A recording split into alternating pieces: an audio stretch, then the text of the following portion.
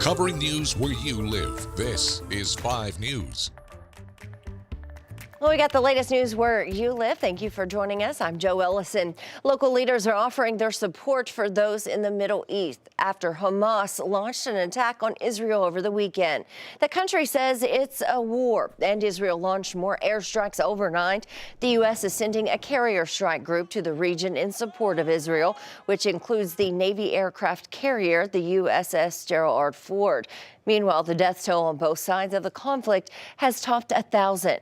Here in Arkansas, Governor Sarah Huckabee Sanders posted on X over the weekend saying she joins Arkansans in condemning this attack and goes on to say the U.S. must stand with our Israeli friends and allies. And Oklahoma Governor Kevin Stitt posting on X as well over the weekend saying he stands with Israel and supports our ally in the Middle East as they combat this act of terrorism. All right, before we get to other news of the day, let's get a check of that forecast with meteorologist Zach Scott. And Zach, we're starting off to a pretty cold morning. Yeah, good fall weather for you, Joe. Just the kind of stuff you love. Rolled into the weekend, temperatures dropped, and then we've got a slow warm up, but a nice cool air mass still lingering a little bit over us, so we're not jumping up 20 degrees. It'll be a nice little progression, sneaking back into some 80s before our next fall front rolls back in on Friday, cooling us down for the weekend. So back-to-back weeks where we're watching that Friday front roll in, give us that cooler weekend. Mid to upper 70s today, 75 to 78 is where we'll mostly be northwest Arkansas. 81 to 84 River Valley, some upper 70s mixing in parts of the Ouachitas. We got sunshine full force once again today like we saw Sunday.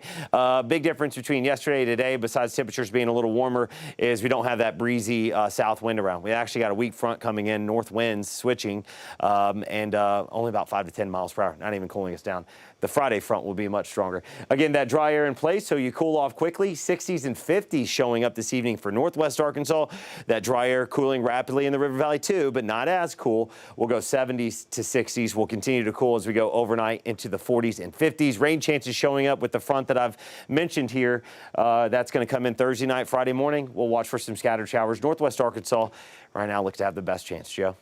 All right, thanks for that, Zach. Well, 2 local food banks are aiming to provide families with traditional Thanksgiving meals this year. The Give Where You Live campaign starts today, and all the donations will go directly to the River Valley Regional Food Bank and the Northwest Arkansas Food Bank. For last year's event, participants donated nearly 109,000 pounds of food at Harp stores in 5 countries. Now, this year, there will be prepackaged bags for $10, $15, or $20 at Harp's grocery stores. Once again, the Give Where You Live campaign kicks off today. And the University of Arkansas also collecting donations this month to help those in need. The annual Pack the Pantry food drive on campus begins today. The pantry is serving over 1,000 people per month, helping to provide canned foods, hygiene products, and more. You can drop off any donations at multiple locations, including the Student Success Center and the info desk at the Arkansas Union. The food drive will run through Friday, October 20th. And over at the Botanical Garden of the Ozarks, the natural beauty is not the only thing drawing in a crowd this fall. 5 News reporter Morgan Wrigley has a look at the garden's first ever Scarecrow Showdown.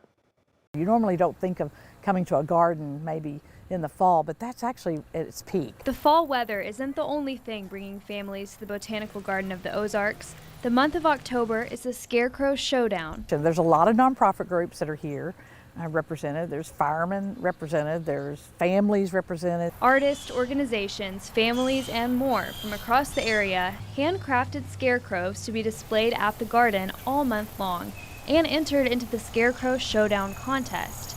It's up to visitors to choose a winner.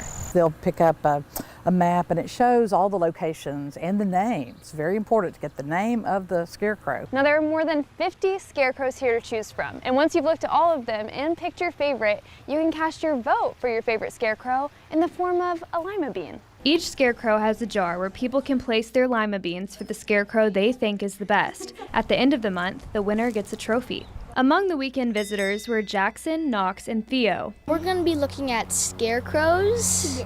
Who came to the garden to enjoy the weather. I'm here to play with my friend. And see the scarecrows. And I like monster toad.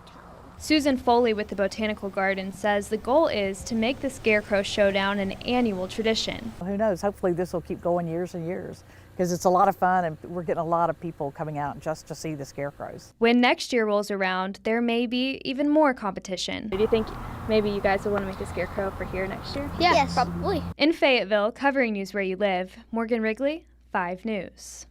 Well, you can see all of the scarecrows at the Botanical Garden of the Ozarks until the end of the month, and voting for the Scarecrow Showdown runs through October 24th.